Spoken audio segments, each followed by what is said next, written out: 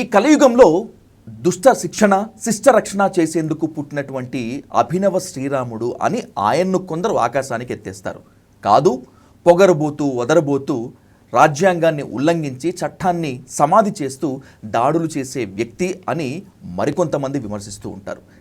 ఈ పొగడ్త, ఈ విమర్శ మొత్తం అంతా కూడా చిలుకూరు బాలాజీ ప్రధాన అర్చకుడు రంగరాజన్పై దాడి అనే ఘటన నుంచి ప్రారంభమైంది.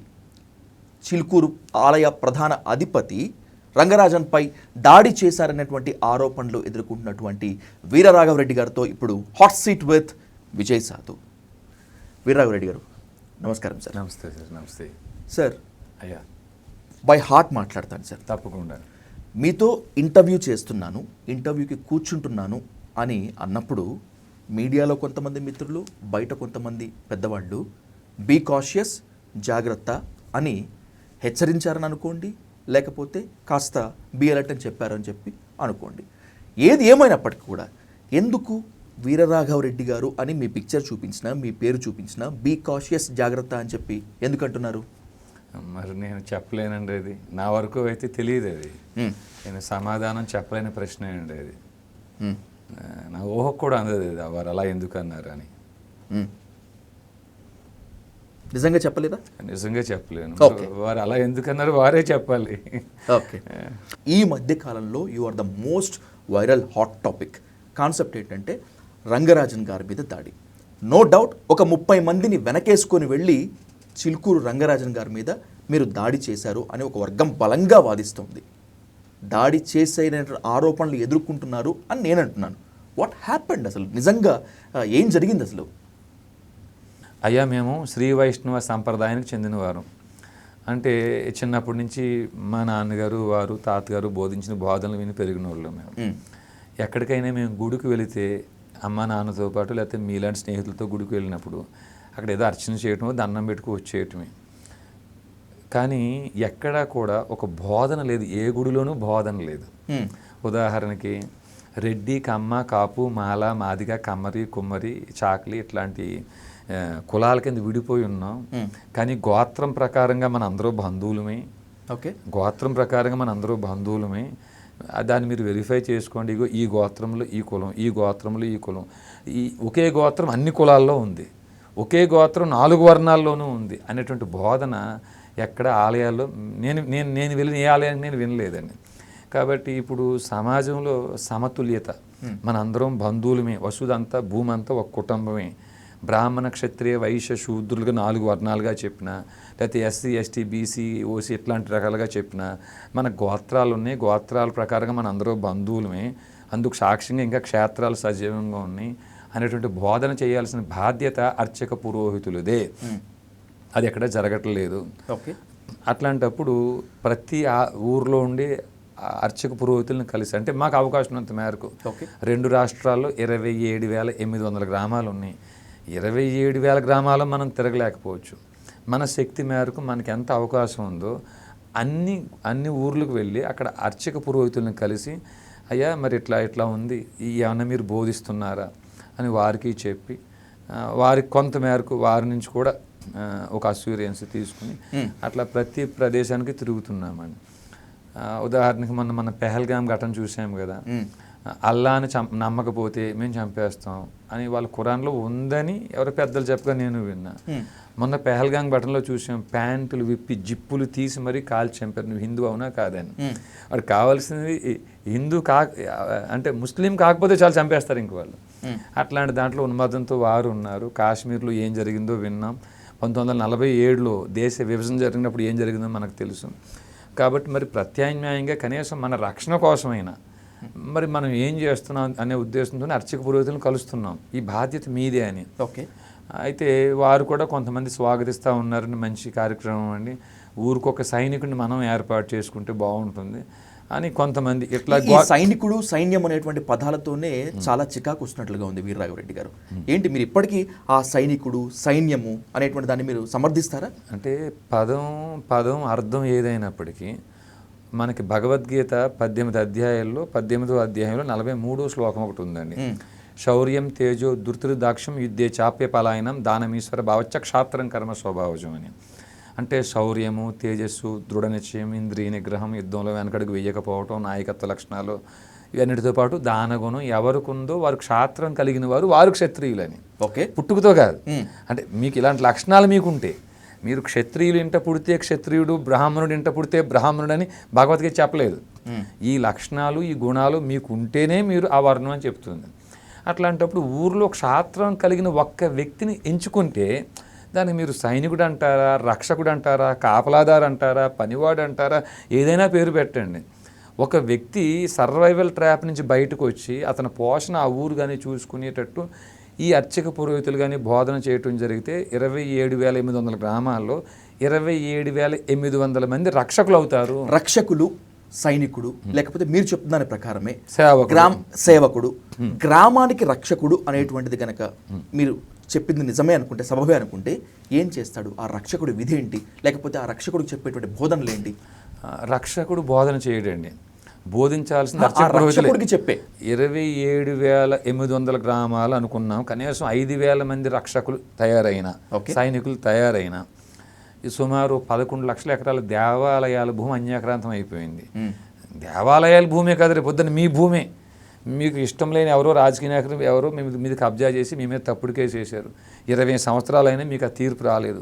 అలాంటప్పుడు మీకు దిక్కేమిటండి? మీకు ఇలాంటి వ్యవస్థ ఒకటి ఉంటే, అయ్యో 20 సంవత్సరాలు ఆయన స్టే ఇస్తూ ఆయన భూమి కబ్జాకు గురైన కబ్జాదారులు మీరు ఎందుకు కాపాడుతున్నారు? మీరు ఒక న్యాయమూర్తి గారు ఇట్లాంటి న్యాయమూర్తి మీద 218 BNSSగా రాష్ట్ర ప్రభుత్వంగా మీరు ఎందుకు ప్రయోగించలేదు మీరు అని అడిగే వ్యవస్థ అవుతుందండి. ఇది ఒక వ్యక్తితో సాధ్యం కాదు. ఇట్లాంటి వ్యవస్థ తయారైతే మీకు గోరక్షణ అయినా, భూరక్షణ అయినా, దేవాలయాల రక్షణ అయినా, సద్భక్తి సన్మార్గం కలిగిన వారు, అంటే మీరు రాముణ్ణి నమ్ముతారా నమ్మరా సమస్య కాదు. ఓకే, మీరు రాముణ్ణి నమ్మి తప్పు చేసినా మీరు శిక్షించబడాలి, రాముణ్ణి నమ్మకుండా తప్పు చేసినా మీరు శిక్షించబడాలి. సో కాబట్టి ఎవరైతే తప్పు చేస్తున్నారో, తప్పు చేసిన వారికి శిక్ష పడకపోయినా వారిని కాపాడే వ్యవస్థలు ఏవైతున్నాయో వాటి మీద ఈ చట్టాన్ని ప్రయోగించే విధంగా ఈ సైనికులందరూ ఒత్తిడి తెచ్చే అవకాశం ఉంటుందండి. వారికి ట్రైనింగ్ ఉంటుంది. వారికి జిల్లా స్థాయి అంటే గ్రామ స్థాయి నుంచి జిల్లా స్థాయి దాకా అంటే జిల్లా స్థాయి రక్షకులు, గ్రామ స్థాయి రక్షకులు, ఈ జిల్లా స్థాయి రక్షకులు కూడా ఒక ట్రైనింగ్ ఉంటుందండి ఈ చట్టాలపైన. CRPC, IPC, constitution, Indian evidence act, Bhagavad Gita, Ramayanam మొత్తం అన్నిటి మీద ఇంచుమించుగా ఒక అవగాహన ఏర్పాటు చేస్తారు. ఈ బాధ్యత అర్చక పురోహితులదే. ఈ బాధ్యత మీరే తీసుకోవాలి. ఎందుకంటే భగవద్గీత 18వ అధ్యాయం 42వ శ్లోకం చెప్తుంది, శమో ధమస్తప శౌచం క్షాంతిర్జావ మేవచ్చ జ్ఞాన విజ్ఞానం ఆస్తిక్యం బ్రహ్మకర్మ స్వభావజం. మీరు దీన్ని తప్పించుకోకూడదు. ఎంతసేపు దేవుడికి మేము సేవ చేస్తున్నాం, దేవుడికి నైవేద్యం పెడుతున్నామంటే మీరు పెట్టే సేవ, మీరు చేసే సేవ, మీరు పెట్టే నైవేద్యం ఆ రాముడికి అక్కర్లేదండి. రాముడు స్వరార్ణవం పూజించేవాడండి. ఈ పాసిపోయే పదార్థాలు తినేసి జీవించేవాడు కాదు రాముడు. సజని పని సమ మరి సమమ పమమ పమరి సమరి సని పప్ప మమప స్వరార్ణవం, స్వరాంధ్రం పూజించేవాడండి రాముడు. కాబట్టి మీ నైవేద్యాలు, మీ సేవలు అక్కర్లేదు. ముందు ఈ సేవ చేయండి, ముందు ధర్మస్థాపన కోసం మీరు సేవ చేయండి అని కొద్దో గొప్ప ప్రతి ఆలయానికి అర్చక పురోహితులను కలిసి చెప్తూ ఉన్నాం. అందులో భాగంగానే ఫిబ్రవరి 7వ తేదీ చిలుకూరు రాంగరాజన్ గారి దగ్గర కూడా వెళ్ళామండి. వెళ్ళే సమయానికి ఆయన గుడిలో లేరు. సుమారు ఉదయం 7-7:30 సమయం అవుతుంది. అక్కడి నుంచి ఇంటికి వెళ్ళామండి. అక్కడ అరగంట సేపు ఎదురు చూసాం. అక్కడికి ఆయన రాలేదు, పైన పడుకున్నారని చెప్పేసి అన్నారు. అరగంట ఆగిన తర్వాత మరి మేము 20 మంది పైన ఉన్నాం కదా, ఎంతసేపు ఎదురు చూస్తాము, ఊరికే ఆ పెద్ద ఆయన కలిసి 4 మాటలు చెప్పి వచ్చేద్దాం అన్న ఉద్దేశంతో మేము ఎదురు చూస్తూ ఒక 4 మెంబర్స్ పైకి వెళ్ళామండి. అక్కడ ఒక ప్రత్యేక గది ఏర్పాటు ఉంది. ఆ గదిలో ఈ లోపల రంగరాజన్ గారు ఉంటారని అనుకోలేదు. బయట కొన్ని శబ్దాలు విని మేము, అంటే ఒక అడుగు దూరం నుంచే మనకు ఆ కిటికీలు, ఆ తలుపులు దాటి వెళ్తున్నాం కదండి మనం. ఆ లోపల నుంచి శబ్దాలు వస్తున్నాయి. అది రంగరాజన్ గారని మేము అనుకోలేదు, ఆయన ఉంటారని అనుకోలేదు. ఏంటి ఆ శబ్దాలు? అంటే ఒక శృంగారం లోపల ఎవరో చేస్తున్నట్టు ఆ మూలుగులు అవి బయటకు వినిపిస్తున్నాయండి. Is that right? రైట్ అనే నేను చెప్తున్నాను స్వామి. ఒకటే మాట. ఎందుకంటే చాలా ఇంటర్వ్యూలో మీరు చెప్తున్నారు వీర్రాఘవరెడ్డి గారు, కాండోమ్ ప్యాకెట్స్ కనిపించాయి, దాన్ని మేమే పక్కకు పెట్టాము, తోసేసాము. ఒక ఇంటర్వ్యూలో మీరు చెప్పగా విన్నారు. కాండోమ్ ప్యాకెట్స్ ఉన్న మాట వాస్తవం.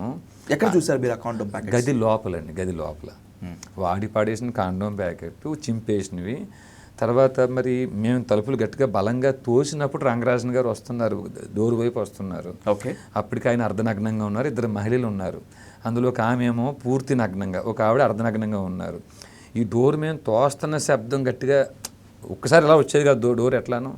ఈ తోస్తున్న శబ్దంలో ఆయన విని లేచి వస్తున్నప్పుడు ఆయన కాలుకి తగిలి ఏమన్నా అక్కడ ఉండేటువంటి మద్యం లాంటివి ఏమన్నా ఆ కింద తినే స్నాక్స్ లాంటివి ఒలిగిపోయి చల్లా చెదురైందో తెలియదు. అయితే అప్పటికే ఒకవేళ మద్యం మత్తులో చేశారో తెలియదు. ఆ రూమ్ అంతా కింద చల్లా చెదురైపోయి మద్యం లేకపోతే తినే స్నాక్స్ అయి పడిపోయి ఉన్నాయండి. ఐ ఇన్సిస్టింగ్ యూ అగైన్, ఒక్క మహిళ ఉన్నారా మీరు చూసినప్పుడు? ఇద్దరు మహిళలు ఉన్నారు? ఇద్దరు ఉన్నారండి. Can it be possible?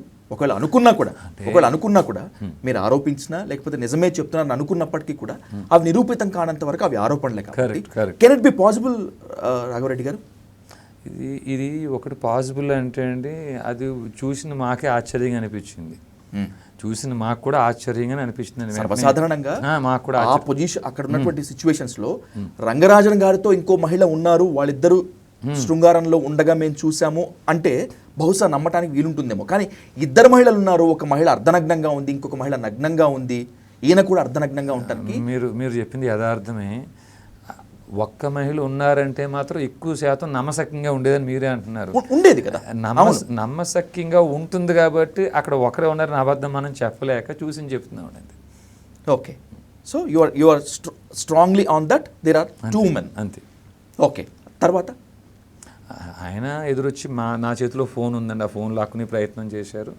నేను గట్టిగా చేసే ప్రయత్నం చేస్తే నా ఫోన్ కింద పెట్టి పగిలిందండి. ఆ ఫోను అది సీజ్ అయ్యి పోలీస్ స్టేషన్లో ఉంది ప్రజెంట్ ఇప్పుడు అది. ఆ తర్వాత ఇంక మేము కూడా నలుగురు ఉన్నాం కదా, కొంచెం గట్టిగానే బలంగానే ఆయన్ని కూడా కొంచెం పెనుగులాటలో కొంచెం మేము గట్టిగా నిలబడ్డామండి. నిలబడిన తర్వాత ఇంకా ఆయన కొంచెం తగ్గారు. ఆయన అప్పుడు దాకా కొంచెం నేనే అహం బ్రహ్మస్మని ఆయన కాస్త కొంచెం మెల్లగా తగ్గి, నాయన వద్దు ఈ విషయం బయట ఎవరికీ చెప్పొద్దు అని ఆయనే కాళ్ళు పట్టుకున్నారండి. ఆయన ఈ విషయం ఎవరికీ చెప్పొద్దు, ఇద్దరు మహిళలు ఒక ఆవిడకి పెళ్లి కాలేదు, చెప్తే ఆ అమ్మాయికి ఇబ్బంది అవుతుంది, పరుగు పోతుంది, ఎవరికి చెప్పవద్దు అని బ్రతిమలాడారండి ఆయన. మాకు కూడా ఏమిటంటే అట్లా వీడియోలు తీసి పబ్లిష్ చేసే ఉద్దేశం మాకు లేదు. ఈరోజు మా రిజైనరీ బయటకు వచ్చిన తర్వాత అక్కడ ఏం జరిగింది, అనేక దేవాలయాలకి మీరు తిరిగారు, ఎక్కడా జరగని విషయం ఇక్కడే ఎందుకు జరిగింది, ఎక్కడా జరగని వివాదం ఇక్కడే ఎందుకు జరిగింది అనే ప్రశ్న సమాధానం చెప్పుకోవాల్సిన బాధ్యత, రిజైనరీ ఇవ్వాల్సిన బాధ్యత మాకు ఉంది కాబట్టి ఇప్పుడు చెప్తున్నామండి. ఓకే. మీరే చెప్పారు వీరరాఘవరెడ్డి గారు, గుడిలో వెయిట్ చేశాము రాలేదు, ఇంటి దగ్గర వెయిట్ చేశాము రాలేదు, మేము ఒక నలుగురం పైకి వెళ్ళాము అని చెప్పి. చట్టాల మీద మీకు ఇంత అవగాహన ఉంది కదా, అది ట్రెస్ పాస్ కిందకి వస్తుంది అనేటువంటి కనీస అవగాహన అప్పుడు లేదా? కరెక్ట్. అయితే ఒకరి ఇంటికి వెళ్ళటం కూడా ట్రెస్ పాసే, మేము ఇంటికి కూడా వెళ్ళకూడదు. కానీ అది గుడి ప్రాంగణంలో ఉందండి, అది గుడి ప్రాంగణం అండి. అది ఇదే పని ఆయన బయటికి వెళ్ళి ఏ ఓయో రూమ్లోనో లేకపోతే ఆయన ఎక్కడో సొంత ఇంట్లోనో అది చేసుకుంటే మనకు తెలియదండి. అది ఇప్పుడు ఎన్నో దిక్కులని ఎంతోమంది చేస్తున్నారు, ఈయన ఒక్కడే చేస్తాడండి ఆ పనికి, ఎవరో చేయట్లేదా? ఇప్పుడు ఆయన చేసిన తప్పు అని మేము అన్నామా? ఆ సెక్స్ ఈజ్ బయలాజికల్ నీడ్ అండి, అది అందరికి అవసరమైన ఇదే అది అంతా. నేను ఇది తప్పు చేయడానికి అనట్లేదు, కానీ గుడి ఆవరణలో చేయొద్దు. విన్నారా స్వామి? గుడి ఆవరణలో ఆ పనులు చేయొద్దు మీరు. అది గుడిని ఆనుకున్న ప్రాంగణంలో ఏదైతే గుడి చుట్టూ కట్టబడిన కాంపౌండ్ హాల్ ఉందో కాంపౌండ్ హాల్ లోపలే ఇల్లు ఉందండి, ఇది ప్రత్యేకంగా దూరంగా లేదు. ఓకే. ఆయన ఎక్కడో ఉంటున్నారు, రెంట్కుంటున్నారు, ఆయన ఎక్కడో నివాసం ఉంటున్నారు, లేకపోతే ఇంకో దిక్కుని ఎక్కడో దూరంగా ఏదో లాడ్జ్లో చేసుకుంటున్నారు అనుకోండి, అది పోలీసుల పని అది కూడాను. సో మనం అట్లాంటి ప్లేస్కి వెళ్ళలేదండి, గుడి ఆవరణలో ఆయన పని చేయటం ఆయనదే తప్పు అవుతుందండి.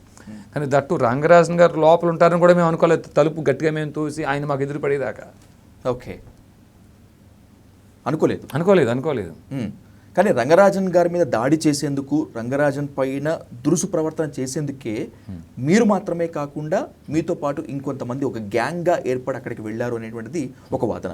మీకు ఆ ఇంటెన్షన్ ఉందా అక్కడికి వెళ్ళేంత వరకు? అంటే కోటప్పకొండకు కూడా మేము 20 మంది పైన వెళ్ళామండి, మార్టేరు కూడా 20 మంది పైన వెళ్ళాం, పెనుగొండ 20 మంది పైన వెళ్ళామండి. ఈ ఒక్క ప్రాంతానికే కాదు కదా స్వామి, ప్రతి అంటే ఉదాహరణకి ఈ భూమి అంతా ఇక్ష్వాక వంశీయులని రాముడు అన్నాడని పెద్దలు చెప్పగా విన్నాం. అసలు ఇక్ష్వాక వంశీయులు అంటే ఏ గోత్రాల్లో ఉన్నారు, భృగు వంశీయులు ఏ గోత్రాల్లో ఉన్నారు, కుశవంశీయులు ఏ గోత్రాల్లో ఉన్నారు, లేకపోతే ఈ భృగు వంశీయులకి కుశవంశీయులకు ఉన్న బంధుత్వం ఏమిటి, ఈ ఇక్ష్వాక వంశీయులకి భరత వంశీయులకు ఉన్న బంధుత్వం ఏమిటి, ఇవన్నిట్లు కూడా సమాధానం చెప్పే బాధ్యత అర్చక పురోహితులది. మీరు ఇక్ష్వాకుల వంశీకులే అని చెప్పి క్లెయిమ్ చేసుకుంటారట? అవునండి, అవును. మా గోత్రం మహిపాల గోత్రం. ఓకే. మృగమదలలామ శుభనిటిల వరజఠాయు మోక్ష ఫలదా. వాల్మీకి రామాయణంలో జటాయు శ్రీరాముడి సంభాషణ ఉందండి.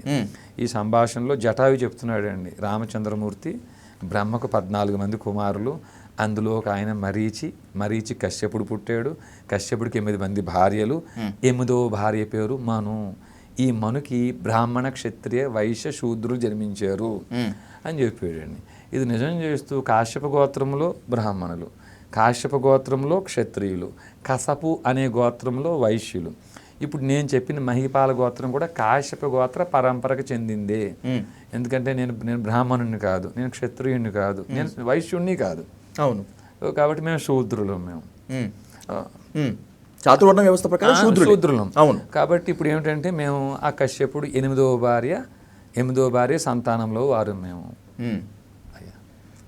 చాలా మందికి అర్థం కానటువంటిది ఇదే. ఇప్పుడు ఇక్ష్వాకుల వంశీకులు రాముడు అయినప్పుడు, శ్రీరాముడు క్షత్రియ వంశానికి చెందినటువంటి వాళ్ళు కదా, క్షత్రియులు కదా చాతుర్వర్ణ వ్యవస్థలో. వీరరాఘవరెడ్డి అని పేరు పెట్టినటువంటి మీరు ఇక్ష్వాకులకి ఎలా చెందుతారు, ఇక్ష్వాకుల వంశీయులను ఎట్లా క్లెయిమ్ చేసుకుంటారు అని చెప్పి. అంటే మనుకు ఎలా అయితే 9 కుమారులు ఉన్నారో బ్రాహ్మణ క్షత్రియ వైశ్య శూద్రులని, ఆ ఇక్ష్వాకు కూడా 9 కుమారులు ఉన్నారండి. ఇక్ష్వాకు కూడా అందులో 4వ కుమారుడు మహిపాలుడు పరంపరకు చెందిన వారమే మేము. ఆయన పేరుతో గోత్రం ఏర్పడిందండి. రామరాజ్య స్థాపనే నా ధ్యేయం అనేటువంటిది మీ మాట ఆన్ రికార్డ్ మళ్ళీ అడుగుతున్నాను. అవునండి, నిజమేనా? అవునండి. ఏంటి మీ దృష్టిలో రామరాజ్యం అంటే ఏంటి, దాని స్థాపన ఎలా ఉంటుంది? దుష్ట శిక్షణ శిష్ట రక్షణే రామరాజ్యం. దుష్ట శిక్షణ శిష్ట రక్షణ చేయాల్సింది న్యాయమూర్తులే. న్యాయమూర్తులు ఆ పని చెయ్యకపోతే దుష్ట శిక్షణ శిష్ట రక్షణ మానేసి దుష్ట రక్షణ శిష్ట శిక్షణ మేము చేస్తామంటే ఈ న్యాయమూర్తుల మీద 218 BNSS ఆర్టికల్ 124 సబ్ క్లాస్ 4ని ప్రయోగించి తొలగించాల్సిన బాధ్యత కేంద్ర రాష్ట్ర ప్రభుత్వాలది. ఇప్పుడు వీరు కూడా ఆ పని మానేస్తే వీరిద్దరినీ కూడా ఆ పని చేపించేటట్టు ఏమిటండి, దే ఆర్ సర్వెంట్స్. ఓకే. ప్రధానమంత్రి అయినా, ప్రధాన న్యాయమూర్తి అయినా, కలెక్టర్ అయినా, పోలీస్ అయినా మనకు సర్వెంట్స్. వారిని ఆ పని చేసేటట్టు చేయటం కోసం ఏర్పడే వ్యవస్థే రామరాజ్యం. ఓకే. రామరాజ్య స్థాపనలో భాగంగా ఏ రామాయణాన్ని ప్రామాణికంగా తీసుకుంటారు మీరు? ఎందుకంటే చాలా మంది రామాయణం చెప్పేటప్పుడు వాల్మీకి రామాయణాన్ని మాత్రమే కోట్ చేస్తారు. చాలా మంచి ప్రశ్న. మన భారతదేశంలో దాదాపు నాకు తెలిసి 200 రామాయణాలు ఉన్నాయి. రంగనాథ రామాయణం ఉంది, మొల్ల రామాయణం ఉంది, వాల్మీకి రామాయణం ఉంది, ఇంకా చాలా రామాయణాలు ఉన్నాయి. ఏ రామాయణాన్ని ప్రామాణికంగా తీసుకుంటారు? స్వరాంధ్రము ఏమిటండి, స్వరాంధ్రము అని ఒక ఆయన రాసి పెట్టాడండి.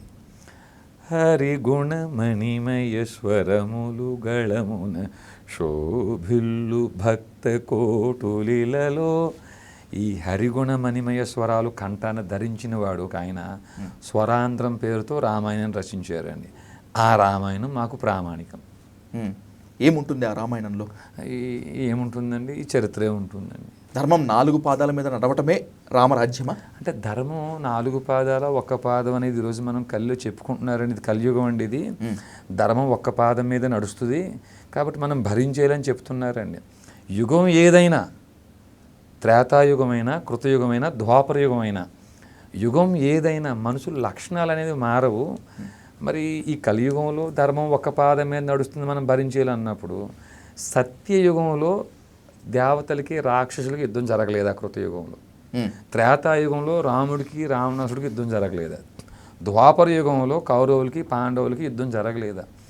యుగం ఏదైనా మంచి వాళ్ళు చెడ్డవాళ్ళు ఉండటం సహజమే. కాబట్టి ఇప్పుడు మనం కోరేదల్లా ఒకటే, దుష్ట శిక్షణ శిష్ట రక్షణ. తప్పు చేసిన వాడు ఎంతటి వాడైనా, పెద్దవాడైనా చిన్నవాడైనా శిక్షించబడాలి. ఒప్పు చేసిన వాడు, అయ్యా సన్మార్గం కలిగిన వాడు, పేదవాడైనా ధనికుడైనా రక్షించబడాలి. మీ దగ్గర డబ్బు ఉంది కాబట్టి మీరు శిక్షించబడాలని మా ఉద్దేశం కాదు.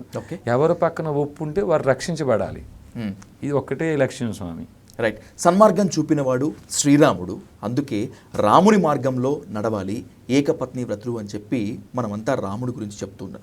మీరు కూడా చెప్పారు. మీ మాటల్లోంచే వచ్చి 2 ప్రశ్నలు మీ ముందు ఉంచుతాను వీర్రాఘవరెడ్డి గారు. Please, sir, అది అనుమానం అయితే మీరు తీర్చండి. పర్వాలేదు sir, correct me if I may wrong. Please please please. రాముడు గురించి విమర్శించేటప్పుడు 2 విమర్శలు శ్రీరాముడు ఎదుర్కొంటూ ఉంటాడు. ఒకటి శంభూక వధ. నాన్ బ్రాహ్మణ్ అంటే బ్రాహ్మణుడు కాకుండా ఉండటం వల్లే శంభూకుడు తపస్సు చేస్తూ ఉంటే వశిష్ఠుడు వెళ్ళి అడిగాడు కాబట్టి రాముడు శంభూకుడిని వధించాడు అని. శంభూక వధ చేస్తే రాముడు తప్పు చేసినట్లు కాదా? That's my first question. ఏమంటారు? How do you define this? శంభూకుడు రాముడు అన్నదమ్ములే అండి. ఎలా? నేను మీకు ఇందాకే చెప్పాను కదా, నేను ఇక్ష్వాక వంశంలో 4 వర్ణాలు ఉన్నాయని. అయ్యా, ఈ శంభూకుడిది కూడా మా గోత్రమే, మహిపాల గోత్రుడు ఆయన కూడాను. రెండోది, వాల్మీకి రామాయణంలో శంభూకు వధ గురించి ఉంది తప్ప దాని పూర్తి వివరణ లేదండి. ఉత్తర రామాయణంలో మాత్రమే చాలా వివరంగా ఉంది అంటారు. చాలా క్లుప్తంగా ఉందండి. ఇప్పుడు సహజంగానే మనం ఎవరికో డబ్బులు ఇచ్చామనుకోండి, అది 1,00,000 అవ్వచ్చు, ₹1,00,000 అవ్వచ్చు, ఇచ్చామనుకోండి, అవతల వాళ్ళు ఇవ్వలేకపోయారు. ఏం చేస్తావో చేసుకోపో, చెక్కులు నోట్లు ఉన్నాయి కదా, కోర్టులో ఫైల్ చేసుకోపో. ఆ ధైర్యం ఏమిటో తెలుసా అండి? వీడికి నేను ₹1,00,000 ఇవ్వాలి కదా, ఓకే, ఓ 10 లక్షలు లాయర్లు ఖర్చు పెట్టుకుని కోర్టు ఖర్చు పెట్టుకుంటే డబ్బులు ఎగదొబ్బేయచ్చు. ఓ ధైర్యం. ఏం చేస్తావో చేసుకోపో. సహజంగా కొంతమంది ధర్మానికి కట్టుబడేటోళ్ళు ఏమో ఇస్తాను, ఇవ్వలేకపోతున్నాను, మీకు రేపు మాపిస్తాను నేను అనేటోళ్ళు కూడా ఉన్నారండి. అది మనం కాదని అనట్లేదు. అప్పుడు రాముడు కాలంలో ఇలా లేదండి. రాముడు కాలంలో అబద్ధం ఆడాలన్నా, తప్పు చేయాలన్నా భయపడేవారండి జనం. ఇప్పుడేమో చాలా స్వాతంత్రం ఎక్కువైపోయింది. ఇష్టానికి అబద్ధాలు ఆడొచ్చు, ఇష్టానికి అబద్ధాలు రంగరాజన్ గారు ఆడొచ్చు, నేను ఆడొచ్చు అండి. కానీ అక్కడ రాముడు కాలం అలా కాదు. అబద్ధం ఆడారని తెలిసిందా వాడు తలగిరిపోయేదండి.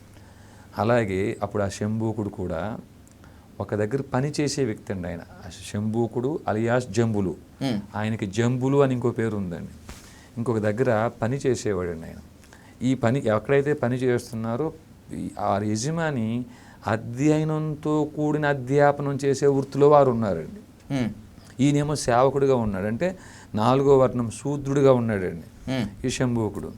సహజంగా మనకి ఆ రామాయణం ఏం చెప్తుందంటే, ఎవరో శంభూకుడు తపస్సు చేస్తున్నాడు, ఒక బ్రాహ్మణ కుర్రవాడు చనిపోయాడు. వశిష్ఠుడు కుమారుడు. వశిష్ఠుడు కుమారుడు కాదండి, బ్రాహ్మణుడు కుమారుడు, వశిష్ఠుడు కుమారుడు కాదు. ఇది నేను నా పని నేను చేస్తున్నా, అయినా నీ రాముడు కాలంలో అకాల మృత్యువు లేవంటారు. ఇట్లాంటప్పుడు నా కుర్రోడు చనిపోయాడంటే నీదే లోపం, నువ్వే సరిదిద్దుకోవాలి, నాకు సంబంధం లేదని చెప్పి రాముడిని వచ్చి ప్రశ్నించాడు ఆయన. ఆ తర్వాత మంత్రులు సలహా మేరకు 4 దిక్కులకి పంపించారు, ఎక్కడేం తప్పు జరుగుతుందో చూడండి అని. అప్పుడు రాముడు కూడా ఒకవైపు వెళ్ళాడు, వాల్మీకి రామాయణం ప్రకారం వెళ్తే ఒక దిక్కు ఆయన తపస్సు చేస్తున్నారు. తపస్సు చేస్తుంటే నువ్వు ఎవరో అని అడిగాడు ఆయన. నేను శంభూకుడిని, నువ్వు ఈ వర్ణం ఏంటంటే శూద్రుడు అన్నాడు. అన్న వెంటనే తల నరికేశారు అనే దీంట్లో చెప్పేదాన్ని. ఓకే, అసలు నిజం ఏమిటంటే ఈ శంభూకుడు ఈ బ్రాహ్మణుడి దగ్గర పనిచేసేవాడండి. అక్కడికి పాలు పట్టుకెళ్ళి ఇంట్లో ఇవ్వాలన్నా, ఆహార పదార్థాలు ఇవ్వాలన్నా ఈ పనికి నియమించబడ్డవాడు ఒక శాలరీ తీసుకుంటూ. ఇతను ఆ చేయటం పని మానేయటం వల్ల ఎవరైతే అధ్యయనంలో అధ్యాపనంలో ఈ బ్రాహ్మణుడు ఉన్నాడో అతనికి ఏమిటంటే ఈ పని లేదు. నా పిల్లలకి పాలు పట్టుకొచ్చి ఇంట్లో ఇవ్వాలి నేను, లేకపోతే ఆహారం పండించిన ఇంట్లో ఇవ్వాలి, ఈ పని ఇంట్లేదు. దానికి ఒక సేవకుడు ఉన్నాడండి. అతను ఆ పని చేయటం మానేయటం వల్ల ఇప్పుడు ఈయన ఈ కుర్రోడికి ఆహారం లేక కుర్రోడు చనిపోయి ఉన్నాడండి. అర్థమైంది. ఇప్పుడు భార్య కూడా ఆ రోజుల్లో ఏమిటంటే మనకి ఇప్పుడు డైవర్స్లు అవి లేవండి. ఏమన్నా కోపం వస్తే, భర్త మీద కోపం వస్తే నాకు డైవర్స్ కావాలి, లేకపోతే భార్య మీద కోపం వచ్చి ఇంకో అక్రమ సంబంధం పెట్టుకుని భార్యకి డైవర్స్ ఇచ్చేటువంటి ఆ రోజులు అప్పట్లో లేవండి. పెళ్లి చేసుకున్నారా, కొద్దిగా గొప్ప మీరు కలిసిమెలిసి ఉండాల్సింది, ఇలాంటి సంప్రదాయంతో మనం ఉన్నామండి మనం. ఓకే, ఇప్పుడు ఈ భార్య కూడా నా భర్త ఎక్కడ అధ్యయనం చేస్తున్నాడు, ఎక్కడ అధ్యాపనం చేస్తున్నాడు వెతికి తిరిగేటువంటి ఆ ట్రాన్స్పోర్ట్ అవకాశాలు ఆ రోజుల్లో కూడా ఉండకపోవచ్చు. ఇప్పుడు ఈ పిల్లడు ఆహారం ఏం కావాలి, సమయానికి లేదు. 1 రోజులు 2 రోజులు 3 రోజులు అయింది, ఆ అబ్బాయి చనిపోయాడు. ఇంత వివరణ మీరు చెప్పిన రామాయణంలో లేదు. ఓకే, ఇప్పుడు కానీ మన కేసు అనుకోండి, మనం కేసు ఫైల్ చేసామనుకోండి, ఏమైనా నువ్వు పని చేస్తున్నావు కదా, ఎవ్రీ మంత్ శాలరీ తీసుకుంటున్నావు కదా, మరి ఆ పని ఎందుకు చేయలేదు నువ్వు అని విచారణ జరిగి ఆ తీర్పు రావడానికి ఒక 50 సంవత్సరాల టైం పడుతుంది. ఆ రాముడు కాలం కదండి. ఇప్పుడు మొత్తం అంతా వెతకగా ఒక దిక్కున ఒక ఆయన తపస్సు చేస్తూ కనపడినప్పుడు సంవాదం జరిగిందండి. ఇంకేమిటండి, ఆ చంపింది కూడా మళ్ళీ రాముడు కాదు, చంపింది కూడా మళ్ళీ రాముడు కూడా కాదండి. శంభుకుని రాముడు చంపలేదు. రాముడు చంపలేదండి. ఓకే. ఆయన చక్రవర్తి అండి, కింద అనేక మంది పరివారం ఉంటారు ఆయనకి. ఆ తిరిగి అంత అంటే రాముడు సైనికుడు తల నరికిన రాముడు నరికినట్టే అది. సర్వభూతస్థమాత్మానం సర్వభూతాన్ని చాత్మని ఈక్షతే యోగయుక్తాత్మ సర్వత్ర సమదర్శన. సైనికుడు చంపినా సరే రాముడు చంపినట్టే, దాంట్లో విభేదం ఏమీ లేదు. అంత అయిన తర్వాత ఈ శంభుకుని తీసుకొచ్చి పట్టుకొచ్చారు, నాకు రాముడి దగ్గర తీసుకొచ్చారు. ఓకే. రాముడి దగ్గర తీసుకొని వస్తే ఆ విచారణ ఏమిటంటే, మరి నువ్వు పని చేయాలి నిజమేనా? నిజమే. శాలరీ తీసుకుంటున్నావు ఎవరు? తీసుకుంటున్నాను నిజమే. మరి నువ్వు ఎందుకు ఆ పని చెప్పావు? కనీసం వాళ్ళకి నేను మానేస్తున్నానని చెప్పావా? చెప్పలేదు. మరి చెప్పకుండా ఎందుకు వెళ్ళిపోయావు? నేను తపస్సు చేసుకుంటున్నానండి. ఎందుకు? బొందితో స్వర్గానికి వెళ్ళాలని. మరి నువ్వు ఆ పని చేయకపోవటం వల్ల, చేయాల్సిన పని చేయకపోవటం వల్ల ఆ అబ్బాయి చనిపోయాడు కదా నాయన, నీకు మరణశిక్ష అని చెప్పేసి ఆయన తల తీసారండి. అది okay. Instant justice. Instant. So ఇప్పుడు కూడా ఇన్స్టెంట్ జస్టిస్లు అమలు అవుతున్నాయి అన్ని చోట్ల కూడా. అంతే కదా. ఇప్పుడు గోమాంసం ఇంట్లో పెట్టుకున్నాడనేటువంటి దాంతో అక్లాక్ని అనేటువంటి ఒక అతన్ని ఒక మూక దాడి చేసి చంపేసింది. And by the same way ఇంకొన్ని చోట్ల ఏదైనా కూడా ఇన్స్టెంట్ జస్టిస్లే కదా ఇప్పుడు కోరుకుంటారు. విచారణ ఏం జరగకుండా ఇమీడియట్గా ఎన్కౌంటర్లు, రాళ్లతో కొట్టి చంపటాలు, లేకపోతే ఇంకేదో, ఇవంతా కూడా ఇన్స్టెంట్ జస్టిస్లే కదా. అంటే విచారణ పేరుతో తప్పు చేసిన వాడిని 40-50 సంవత్సరాలు రక్షించడం కూడా తప్పేనండి. ఆరోపణలు కదా. రంగరాజన్ గారి మీద దాడి చేశారు అనేటువంటిది, రంగరాజన్ గారి మీద దాడి చేశారు అనేటువంటిది మీ మీద ఒక వర్గం చెప్తోంది. నేను ఆరోపణలే అంటున్నాను. కరెక్ట్. ఆరోపణలే అంటున్నాను కదా. నేరం నిరూపితం కానంత వరకు తను నిందితుడే కదా వీరరాఘవరెడ్డి గారు. అటువంటప్పుడు ఎట్లా చేస్తాం? అంటే ఇక్కడ మనం శంభుకు వధ మాట్లాడుకున్నప్పుడు, శంభుకు వధలో ఆ రోజు అప్పుడు ఆయన ఆ పని చేసి ఉండకపోతే నాలాంటి వాళ్ళు చాలామంది చేయాల్సిన పనులు మానేస్తామండి, చేయకూడని పనులు చేస్తుంటాం.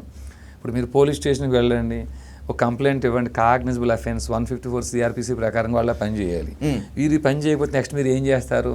ప్రైవేట్ కంప్లైంట్ 200 CRPC లేకపోతే ఆర్టికల్ 226 రిట్ వేయటమో చేస్తారు. అవును. ఆ రిట్లో న్యాయమూర్తి ఏం చేస్తున్నారు? న్యాయమూర్తి గెట్ ఇన్స్ట్రక్షన్స్ అనగానే సరే ఎఫ్ఐఆర్ ఫైల్ అయిందని ఒక ఎఫ్ఐఆర్ ఫైల్ చేస్తున్నారు. అంతే. కానీ మరి ఆయన వచ్చినప్పుడు నువ్వు ఎఫ్ఐఆర్ ఎందుకు ఫైల్ చేయలేదు? అది కదా, హైకోర్టు దాకా ఎందుకు రావాల్సి వచ్చింది అతను?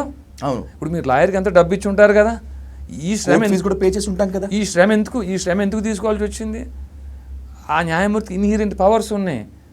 పోనీ నీకు కావాలితే 1 hour సమయం ఎక్కువ తీసుకోండి. నిజంగా అతను కానీ డినే చేసినప్పుడు అది సహేతుకంగా లేదు, 100% తప్పు చేసాడని అనిపించినప్పుడు ఆ ఇన్స్పెక్టర్ జాబుల నుంచి తీసి అవతల పడేయండి. మిగతా వాళ్ళు కరెక్ట్ చేస్తారండి. అప్పుడు వీడు వచ్చాడు నా పిఎస్కి, నేను SHO అని, నేను మహా అయితే ఏం చేస్తాడు? హైకోర్టు రిట్ వేస్తాడు, నాకు ఏమవుద్ది, నాకు ఆడికే డబ్బులు ఖర్చు అని కళ్ళు మూసుకుని వీరు ఇదే పని చేస్తున్నారు. ఎన్ని రిట్లు ఫైల్ అవుతున్నాయి, ఎంత డబ్బు ఖర్చు. చాలా పోలీస్ స్టేషన్లో ఇదే నడుస్తుంది. ఇప్పుడు అదే SHO లేకపోతే ఇంకొకరు కలిసి మీ మీద తప్పుడు కేసు పెట్టాలనుకున్నారనుకోండి, 4-5 కేసులు పెట్టేయచ్చండి. ఏమిటండి? ఎగ్జాక్ట్లీ 4-5 తప్పుడు కేసులు పెట్టేయచ్చు. మిమ్మల్ని రిమాండ్ కూడా పెట్టవచ్చు. సబ్జెక్టివ్ కరెక్షన్స్ అని మేము చెంచులు కూడా జైలుకి వెళ్ళిన తర్వాత అక్కడ ఎంతోమంది ఏ తప్పు చేయని భక్త రామదాసుని లోపల చూసాం. బి బ్యారక్ అని ఒకటి ఉందండి జైలు లోపల. అక్కడ గోకుల్ చాట్ నిందితుడు అటండి ఆయన. Okay sir. ఆయనకు ప్రత్యేక బ్యారక్ ఆయనకి. ఏమిటండి? ఒళ్ళు నొక్కడం కోసం మనుషులు, ఆయనకి సేవ చేయడం కోసం మనుషులు, ఇట్లా రొమ్ము విరుచుకుని లోపల తిరుగుతూ ఉంటాడండి ఆయన. ఒకవేళ నిజంగా ఆయన నేరం చేయకపోతే బయటకు వదిలేయండి, నేరం చేస్తే శిక్షించండి. దానికి 50 సంవత్సరాలు టైం తీసుకోవడం వల్లే మర్డర్లు, మానభంగాలు, హత్యలు, దోపుడులు, మీరు చెప్పే దాడులు కూడా. ఒకవేళ నిజంగా రంగరాజన్ గారి మీద మేము దాడి చేసే ఉంటే, ఆయన పక్కన ఏ తప్పు లేకపోతే మేము శిక్షించబడాలి. విచారణ 10 సంవత్సరాలు వద్దని వాయిదా వద్దు, ఫాస్ట్ ట్రాక్ కోర్టు పెట్టండి, ఆయన్ని బోన్లోకి పిలిపించండి, నిజ నిర్ధారణ చెయ్యండి అనే కోరుకుంటున్నామండి. అది మాతో ఎవరైనా సరే. So you are ready to for అంతే. రంగరాజన్ గారి మీద మీకు వ్యక్తిగత ద్వేషం ఏదైనా ఉందా వీరరాఘవరెడ్డి గారు? ఎందుకంటే 1 year బ్యాక్ కూడా మీరు ఆయన్ని కలవటానికి వెళ్ళారని మీరు చెప్పారు, and by the same way ఆయన కూడా ఒప్పుకున్నారు. బహుశా అప్పుడు ఎందుకో మీ ఇద్దరికి కరెక్ట్గా ర్యాపో కుదరలేదు. ర్యాపో మీన్స్ మాట్లాడుకోవడానికి టైము ఆయన ఇవ్వకపోవటమో లేకపోతే ఇంకేదో వల్ల కుదరలేదు. అప్పటి నుంచి ఆయన మీద వ్యక్తిగత కక్ష ద్వేషం ఏదన్నా ఉందా? అంటే కక్షా ద్వేషం ఉండదండి. ఎందుకు ఉండదంటే భగవద్గీతలోనే సదృశం చేష్టతే స్వస్య ప్రకృతిర్జ్ఞానవానపి ప్రకృతి యాంతి భూతాన్ని నిగ్రహ కిం కరిష్యతని ఉందండి. పుట్టుకతో త్రిగుణాలు ఏ గుణాలను అనుసరించి ప్రకృతి ద్వారా మీరు జన్మ తీసుకున్నారో ఆ గుణాలను అనుసరించే మన ప్రవర్తన చేసే పనులు ఉంటాయి. సో కాబట్టి రంగరాజన్ గారు ఏ గుణాలను అనుసరించి పుణికి పుచ్చుకుని జన్మ తీసుకున్నారో ఆ గుణాలను అనుసరించి ఆయన పనిచేస్తాడు. నేను ఏ గుణాలను అనుసరించి పుణికి పుచ్చుకుని జన్మ తీసుకున్నానో ఆ గుణాలను అనుసరించి నేను పనిచేస్తాను. కాబట్టి ప్రత్యేకంగా ఆయన మీద ద్వేషం పెంచుకోవాల్సిన అవసరం లేదు. కానీ మొట్టమొదటిసారి కలిసినప్పుడు గుర్రం రాఘవేంద్రన్ రాజేంద్ర నగర్ అండి ఆయన. Okay sir. ఆయన స్నేహితులు ఆయన్ని అడిగి నేనే అడిగాను, రంగరాజన్ గారిని కలవాలి, రామరాజ్యం కాన్సెప్ట్ చెప్పాలి, సమయం తీసుకోమంటే సమయం తీసుకున్నారు. రేపు ఉదయం 11 గంటలకు ఇచ్చారు అన్నప్పుడు 11 గంటల కంటే పావు గంట ముందే వెళ్ళామండి. ఆ పెద్ద ఆయన సమయం వృధా చేయొద్దని. ఓకే. వెళ్ళిన తర్వాత ఆయన కూడా కలిసేది. కలిసినప్పుడు సహజంగా ఏం చేస్తాం, మీరు ఎందుకు వచ్చారు అడుగుతాం కదా. ఆయనకి ఏమిటంటే ఆ ప్రవృత్తి లేదు. మేము వెళ్ళగానే ఇంకా ఆయన చెప్పడం ఉపన్యాసం మొదలుపెట్టారు. అరగంట సేపు విన్నామండి. అరగంట విన్న తర్వాత అయ్యా మీతో 10 నిమిషాలు మాట్లాడాలని తమరు సమయం తీసుకున్నాం, ఒక 10 నిమిషాలు మాట్లాడొచ్చు అని అడిగితే నాకు చెప్తారా 10 నిమిషాలు, నాకు సమయం లేదు ఇప్పుడు, నెక్స్ట్ టైం మళ్ళీ కలుద్దాం అన్నాడు ఆయన. అయ్యో మీరు సమయం ఇచ్చారని రాఘవేంద్ర చెప్తే మేము వచ్చేవాడిని అంటే, రాఘవేంద్ర మీకు తప్పు చెప్పాడు, నేను చెప్పలేదు రాఘవేంద్ర అన్నాడండి ఆయన. సరే పర్వాలేదండి, ఈ బుక్ రామరాజ్యం అని చెప్పి PDF ఇచ్చాం, తమరు చదవండి, అవకాశం ఉన్నప్పుడు ఒక 4 రోజుల ముందు ఫోన్ చేయండి, మేము వచ్చి కలిసి వెళ్తాం అని వచ్చేసాం. అయిపోయింది అంతే. ఓకే. మాకు అక్కడితో అయిపోయింది. సంవత్సరం క్రితం ఒక నెల అటు ఇటు ఉండొచ్చు. Okay sir.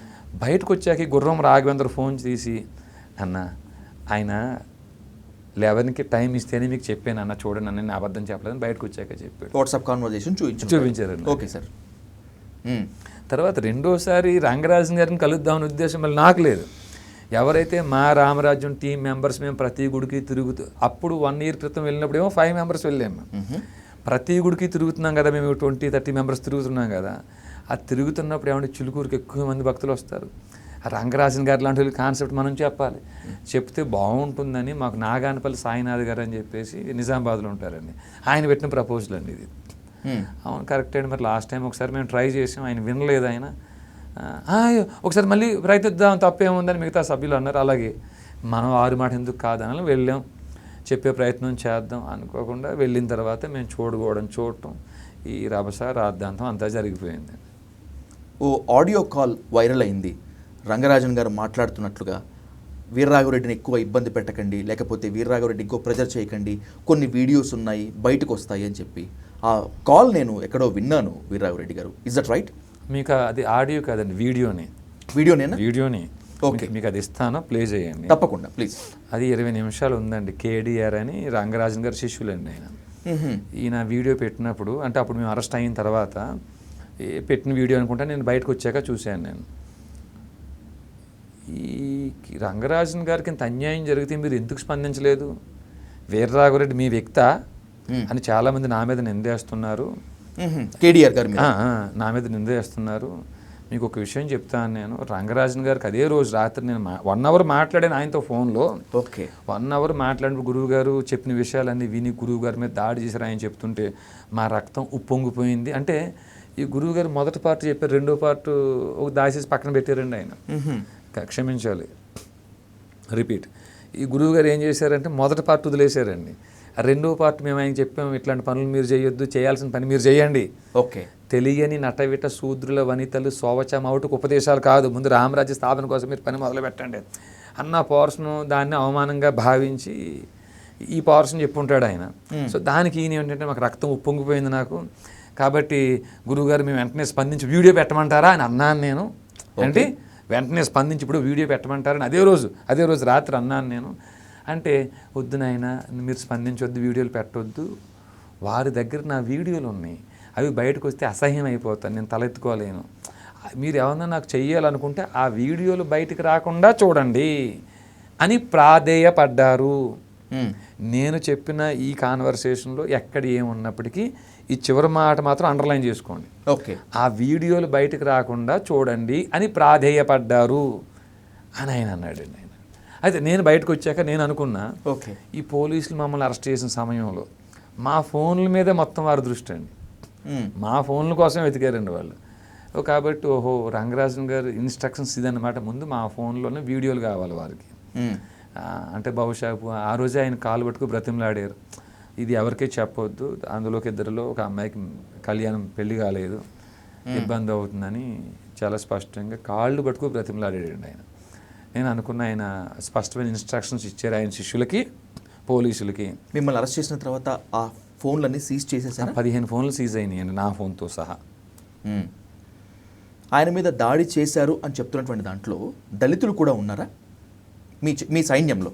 అంటే దళితులు అనే పదం మరి నాకు తెలియదు, కానీ మా దాంట్లో చతుర్వర్ణాల వారు ఉన్నామండి. ఓకే. ఎందుకంటే ఆదిత్య పరాశుర్రి అని చెప్పేటువంటి ఒక వ్యక్తిని ఆయన భుజాల మీద ఎక్కించుకొని చిలుకూరులో ఆలయ ప్రవేశం చేయించారు కదా ఓ దళితుణ్ణి. అలాంటి వ్యక్తి మీద దళితుల్ని తీసుకువెళ్ళి మీరు దాడి చేయించారు, ఇది కూడా ఒక స్ట్రాటజీలో భాగమే అనేటువంటి ఒక వాదన ఉంది. So that's what I insisted అనమాట మిమ్మల్ని. ఏమంటే నా వీడియోలు మీరు చూడండి, 2020 నుంచి యూట్యూబ్లో దొరుకుతాయండి. ఎక్కడ కూడా చతుర్వర్ణాల వారు ఒక తల్లి పిల్లలు, బ్రాహ్మణ, క్షత్రియ, వైశ్య, శూద్రులు మన అందరూ బంధువులమే. రెడ్డిల్లో పైడిపాల గోత్రం ఉంది పోతంశెట్టి ఇంటి పేరుతో, కమ్మల్లో పైడిపాల గోత్రం ఉంది కంబంపాటి ఇంటి పేరుతో, కాపుల్లో పైడిపాల గోత్రం ఉంది పాటంశెట్టి ఇంటి పేరుతో, మంగల్లో పైడిపాల గోత్రం ఉంది పసుపులేటి ఇంటి పేరుతో, బ్రాహ్మణుల్లో కాశ్యప గోత్రం ఉంది, క్షత్రియుల్లో కాశ్యప గోత్రం ఉంది, వైశ్యుల్లో కసపు గోత్రం ఉంది, శూద్రుల్లో కాశ్యప గోత్రం ఉంది. అంటే మాలామాదులు కూడా కాశ్యప గోత్రం ఉంది. మనందరం బంధువులమే అని చెప్పినాను నేను. కానీ బయట మాత్రం అలాగే లేదుగా. చాతుర్వర్ణాల తర్వాత శూద్రుల తర్వాత పంచముడు వచ్చింది. దాని తర్వాత ఈ కులం వాళ్ళని ఈ కులం వాళ్ళు ముట్టుకోకూడదు, ఈ కులం వాళ్ళని చాలా జాగ్రత్తగా దూరంగా పెట్టాలి అనేటువంటి ఉన్నాయి. మనం లేదంటే అది పొరపాటే. ఉదాహరణ మొన్న ఈ మధ్య నేను చూశాను, ఇళయరాజా గారిని ఒక గుడిలోకి రానివ్వలేదు. అవును. అయితే దీన్ని ఆయన మీద కూడా బురద జల్లేశారండి. గర్భగుడిలోకి వెళుతుంటే అర్చకులు అడ్డుకున్నారు అని బురద జల్లేరు. గర్భగుడిలోకి వెళ్ళేటువంటి అవివేక్ కాదండి ఇళయరాజా గారు. ఆయన నాకు ఆయన వ్యక్తిగతంగా కూడా పరిచయం. నాకు ఆయన. అవునా? అవును, మీరు మ్యూజిక్ టీచర్ కదా వీరారెడ్డి గారు. నిజమేనా? నిజమేనండి. ఎన్ని సంవత్సరాలు నేర్చుకున్నారు మీరు? ఎందుకంటే ఇప్పుడు బాగా లయాత్మకంగా పాడుతున్నారు మీరు. మద్రాస్ మ్యూజిక్ అకాడమీలో టీటీసీ చేశానండి. గ్రేట్. పెడగోజిక్స్ రాసే ఉపాధ్యాయత. ఎగ్జామ్ కూడా తమిళ్లో రాశానండి. కస్దర్ కరపవే కట్టర్ పిన్నర్ కదర్ తగ ఇలాంటి తిరుప్పుగలు లాంటివి కూడా ఆ పెడగోజిక్స్ ఉపాధ్యాయత అంతా మేము తమిళ్లో రాశాను ఎగ్జామ్. నేను రాసి ఫస్ట్ క్లాస్లో పాస్ అయ్యాను నేను. సో కాబట్టి ఏదో కొంత పూర్తి స్థాయిలో కాకపోయినా కొంత అయితే జ్ఞానం ఉందండి. కొంత. ఓకే. గర్భగుడిలోకి వెళ్ళే ప్రయత్నం చేసి ఉంటారా ఇళయరాజా? అయ్యో, అంత అజ్ఞాని కాదండి ఆయన. ఆయన 12 స్వరస్థానాల మర్మం తెలిసినవాడు ఇళయరాజా. ఆయనతో సమానమైన బ్రాహ్మణుడు భూమి మీద ఉన్నాడండి. అంత జ్ఞాని అండి ఆయన. ఆయన పేరు ఎసే జ్ఞాని. ఆయన అంత అజ్ఞాని కాదండి ఆయన ఏమీ. కానీ బురద. ఓకే. మనం దాన్ని కప్పిపుచ్చుకోవడం కోసం ఆయన బురద వేస్తే అయిపోయాయి. మీ రామరాజ్య స్థాపన ఎలా ఉంటుంది, ఎలా ఉండాలని కోరుకుంటారు? ఒకవేళ స్థాపన అయితే రాజ్యాంగబద్ధమైన రామరాజ్యం ఇప్పటికే అమల్లో ఉంది అనేటువంటిది న్యాయమూర్తులు, రాజకీయ నేతలు, ఈ సమాజంలో పెద్దవాళ్ళు చెప్తూ ఉంటారు. అయినా కూడా రామరాజ్యం స్థాపించాలి అని చెప్పి కొంతమంది వాళ్ళలో కూడా వాదిస్తూ ఉంటారు. మీరు దానికి భిన్నంగా ఉన్నారు కదా. ఏంటి రామరాజ్యం మీరు స్థాపించదలుచుకుంటే ఎలా ఉంటుంది? అది ఒకటే చెప్పాం కదా స్వామి, ఇది ఒక్కరితో సాధ్యమైపోయేది కాదు. ప్రతి ఊరికి ఒక్క క్షాత్రం కలిగిన వాడు వస్తే, అంటే స్వామి వివేకానంద ఎప్పుడో చెప్పారు, ఒక 100 మంది శక్తివంతమైన యువత నా వెంట ఉంటే దేశాన్ని మారుస్తానని. ఆయనకే ఆ 100 మందికి దొరకలేదు. మీకు ఊరికి ఒక్కరు దొరుకుతారా? ఇది హాస్యం కదని కూడా అడగొచ్చాను. కానీ ఊర్లో ఉండే అర్చక పురోహితులు దృష్టి పెట్టి వారిలో కానీ బ్రాహ్మణ లక్షణాలు ఉంటే 18వ అధ్యాయం 42వ శ్లోకంలో పేర్కొనబడినటువంటి శము ధమస్తప శౌచం క్షాంతిర్జావమేవచ జ్ఞాన విజ్ఞానం ఆస్తిక్యం బ్రహ్మ కర్మ స్వభావం, ఈ లక్షణాలు మీకుంటే మీరే బ్రాహ్మణులు. ఈ లక్షణాలు వారికి ఉంటే క్షాత్రం కలిగిన వారిని ఉంటే ఎవరైనా బ్రాహ్మణులే. కానీ ఉపనయనం చేసి వేదాలు చదివితే బ్రాహ్మణులు అంటారు. దీనికి సంబంధించి ఒక ఋగ్వేదంలో ఒక శ్లోకం చెప్పగా విన్నాను వీరరాఘవరెడ్డి గారు. జగత్ సర్వం దైవాధీనం తదైవం మంత్రాధీనం తన్మంత్రం బ్రాహ్మణాధీనం బ్రాహ్మణో మమ దేవతః అని. ఇప్పుడు కాదా వీళ్ళు కాదా బ్రాహ్మణుడు? కానీ బ్రాహ్మణుడు అంటే ఏమిటి? భగవద్గీత చెప్తుందండి. ఓకే. బ్రాహ్మణుడు అంటే ఏమిటి? భగవద్గీత చెప్తుంది. శమో ధమస్ తప శౌచం క్షాంతిర్జావమేవచ జ్ఞానం విజ్ఞానం ఆస్తిక్యం బ్రహ్మకర్మ స్వభావం. ఇవి ఎవరికుంటే వారు బ్రాహ్మణులు. ఆ బ్రాహ్మణుడు అదేనోలో మంత్రం ఉంటుంది. ఆ బ్రాహ్మణుని గౌరవించాలి. నేను సిగరెట్లు కాలుస్తా, మందు తాగుతా, వ్యభిచారం చేస్తా, పనికిమాలిన పనులు చేస్తాను నేను అని చెప్పంటే వాడు బ్రాహ్మణుడు ఎలా అవుతాడండి? కోరికల్ని నియంత్రించుకోలేని వాడు బ్రాహ్మణుడు ఎలా అవుతాడు? వారికి ప్రత్యేకంగా ఇవన్నీ ఎందుకు నియమాలన్నీ పెట్టించారండి ఇవన్నీ. ఓకే. కాబట్టి ఏమిటంటే బ్రాహ్మణుడు అంటే డెఫినేషన్ భగవద్గీతలో ఉంది. ఇక్కడే చిన్న ఇబ్బంది వచ్చిందండి. 77 ఐపీసీ నేను మంచి నమ్మకంతో గుడ్ ఫెయిత్తో ఒక న్యాయమూర్తిగా తప్పుడు తీర్పిచ్చినా అది నేరం కాదు అని 77 ఐపీసీ చెప్తుందండి. కానీ 52 ఐపీసీ ఏం చెప్తుంది? గుడ్ ఫెయిత్ అంటే ఏమిటో చెప్తుంది. Nothing is set to be done or believed which acts done or believed in good faith without due care and attention అని చెప్తుంది. సరైన జాగ్రత్తలు తీసుకోకుండా కళ్ళు మూసుకుని తీర్పు ఇచ్చేస్తే అది గుడ్ ఫెయిత్ కిందకి రాదు అని చెప్తుంది. ఇది కూడా అంతే. బ్రాహ్మణుడికి అంత గౌరవం ఇచ్చాం ఆ వేదాల్లో. కానీ బ్రాహ్మణుడు అంటే ఏమిటి? మీరు బ్రాహ్మణులు ఇంట పుట్టి జంజి వేసుకుంటే బ్రాహ్మణుడు అయిపోతారా? అది కాదండి. కామ క్రోధ మదమోహ లోభ మాత్సర్యాలు జయించిన భగవద్గీత 18వ అధ్యాయం 42వ శ్లోకం చెప్తుంది. శమము ధమము శమో ధమస్ తపః తపస్సు శౌచం శమో ధమస్ తపః శౌచం క్షాంతిర్జావమేవచ జ్ఞానం విజ్ఞానం ఆస్తిక్యం బ్రహ్మకర్మ స్వభావచం. ఇన్ని లక్షణాలు ఉన్నవాడు బ్రాహ్మణుడు. శుచి, శుభ్రత, శాంతి, ప్రశాంతత, ఇంద్రియ నిగ్రహం, జ్ఞానం, విజ్ఞానం. అరే ఇంత జరుగుతుంది. దుష్ట శిక్షణ శిష్ట రక్షణ చేయాల్సింది న్యాయస్థానాలు. న్యాయస్థానాలు ఆ పని చేయకపోవడం వల్ల లక్షల ఎకరాల భూములు అన్యాక్రాంతం అయిపోయి ఉన్నాయి. మంచివాడేమో శిక్షించబడుతున్నాడు, చెడ్డవాడు రక్షించబడుతున్నాడు. దీనికి కారణం న్యాయమూర్తులు. ఈ న్యాయమూర్తులకు ఉండే రక్షణ కవచాలు ఏమిటి? 77 IPC, 197 CrPC, article 124 sub class 4 judges protection act. మరి రక్షణ కవచాలకు విరుగుడు ఏమిటి? 77 ఐపీసీకి విరుగుడు 52 ఐపీసీ, 197 సిఆర్పిసికి విరుగుడు 52 ఐపీసీ, జడ్జెస్ ప్రొటెక్షన్ యాక్ట్కి విరుగుడు 52 ఐపీసీ, ఆర్టికల్ 124 సబ్ క్లాస్ 4 అనే రక్షణ కవచానికి విరుగుడు ఆర్టికల్ 361. ఇట్లాంటివన్నీ మనకు ఉన్నాయి అనేటువంటి జ్ఞానమే లేనివాడు బ్రాహ్మణుడు ఎలా అవుతాడు? అయ్యా జ్ఞానం విజ్ఞానం ఉండాలట కదా. రంగరాజన్ గారి మీద మీరు దాడి చేశారు అనేటువంటిది ఒక ఆరోపణ. దాడి చేశారా లేదా, ఇప్పుడు నిందితుడిగా ఉన్న మీరు రేపు దోషిగా మారతారా, నిర్దోషిగా విడుదలవుతారా అనేటువంటి గురుతర బాధ్యత న్యాయస్థానం తెలుస్తుంది. మీడియా కాదు, ఇక్కడ ఉన్నటువంటి నేను కాదు. కానీ వీర్రాఘవరెడ్డి గారు, let's conclude with one important question. Veeraraghava Reddy గారు, what is your main target? మీ ఫ్యూచర్ ప్లాన్ ఏంటి? ఇప్పుడు దాకా మనం చెప్పుకునేదే మహాత్మా, ఏదో రోజు మనం శరీరం వదిలిపెట్టి వెళ్ళిపోతాం. నయనం చిందంతి శస్త్రాన్ని నయనం దహతి పావక నచైనం క్లేదయంతి అపో నశోషేతి మారుత. ఈ శరీరం ఏమిటంటే నశించిపోయేది, కానీ ఆత్మ నశించదు. మనం మళ్ళీ మళ్ళీ వస్తానే ఉంటాం. వాసాంశ జీర్ణాన్ని యథావిహాయ. కాబట్టి ఇప్పుడు ఈ శరీరంతో ఉన్న కాసేపు అయ్యా ధర్మస్థాపన కోసం మన వంతుగా మనం ఏమి చేయగలం అన్న ఉద్దేశంతో మేము చూసినప్పుడు ధర్మస్థాపన చేయాల్సింది న్యాయమూర్తులే. వారు ఆ పని చేయకపోతే వారిని శిక్షించే బాధ్యత కేంద్ర రాష్ట్ర ప్రభుత్వాలే. ఈ రెండు ఈ పని మానేస్తే వారు యజమానుల హోదాలో ఎవరికండి? ఇటు న్యాయ వ్యవస్థకి, ఇటు ఈ ప్రభుత్వాలకి ఏమంటారు, కేంద్ర రాష్ట్ర ప్రభుత్వాలకి మనమే యజమానులు. ఆ హోదాలో వారిని ప్రశ్నించి సరైన గాడిలో పెట్టేటువంటి బాధ్యత తీసుకోవటమే ఇప్పుడుండే లక్ష్యం. Swami, you are the torch bearer అని కొంతమంది అంటున్నారు వీర్రాఘవరెడ్డి గారు. No, he's a religious extremist అని చెప్పి మరి కొంతమంది వాదిస్తున్నారు. మీరు టార్చ్ బేరర్ అయినా రిలీజియస్ ఎక్స్ట్రీమిస్ట్ అయినా కూడా మిమ్మల్ని ఎలా తీసుకోవాలో ప్రజలకు తెలుసు.